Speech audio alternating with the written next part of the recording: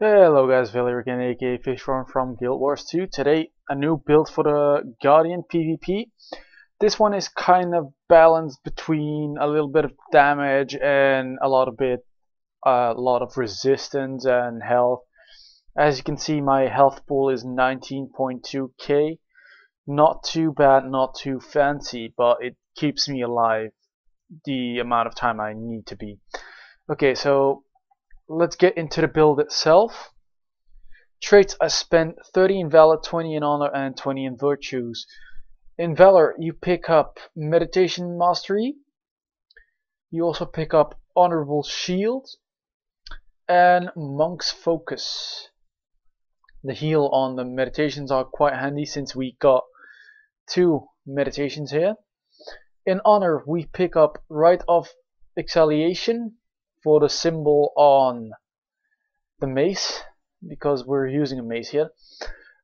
Two-hand mastery because we're using a hammer, so the skills recharge 20% faster. It's kind of a must for the damage and the knockbacks and all that stuff. In Virtues, we pick up Master of Concentration. This way the concentrations recharge faster.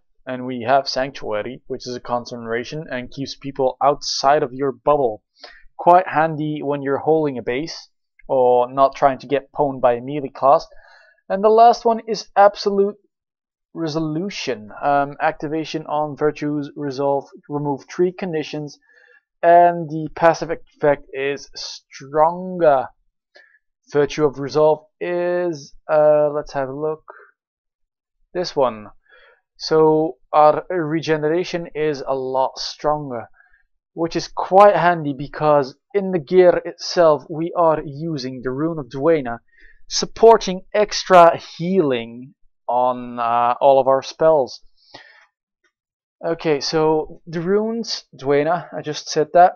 On the weapons I use Sigil of Superior Water, also on the mace, and on the shield we've got Sigil of Superior Leeching. The amulet is a pure soldier's amulet, which makes us a lot more tanky, which is really a must when you want to try and keep a point, or when you face a lot of foes at the same time.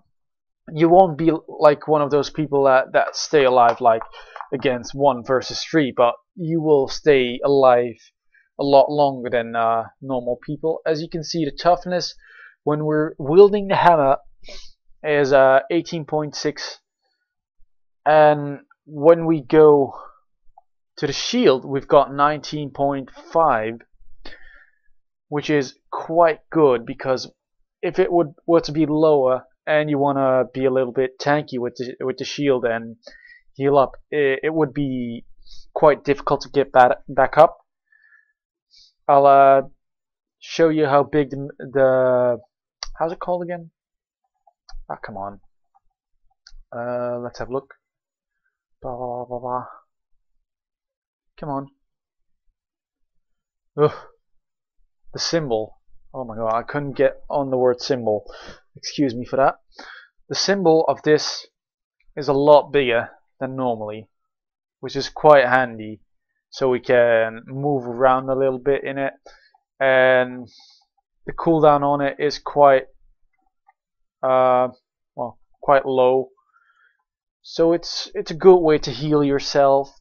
It gives about 700 healing, which gets supported again by the Rune of Duena, and it is quite handy to stay alive. What else? Ah, yeah, the spells. Excuse me, I didn't go over the spells yet.